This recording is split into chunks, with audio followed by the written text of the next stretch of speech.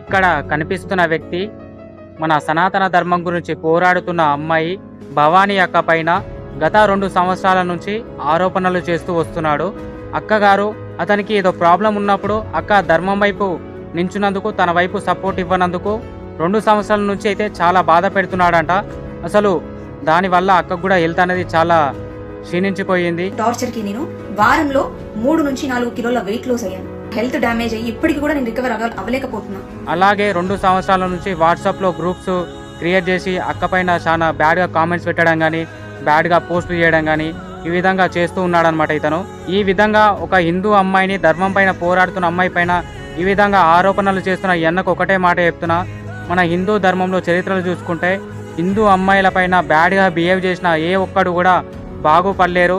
నువ్వు కూడా ఖచ్చితంగా నీకు కూడా అదే పరిస్థితి వస్తా అని చెప్తున్నా. రావణాసురుడు కూడా సీతాదేవిని అపహరించి ఏం బాగుపడలేదు. నువ్వు కూడా ఈ విధంగా అమ్మాయిలపైన ఆరోపణలు చేస్తూ వచ్చావంటే ఖచ్చితంగా రేపటి నాడు నువ్వు కూడా మట్టిలో కలిసిపోతావని బరాబర్ చెప్తున్నా.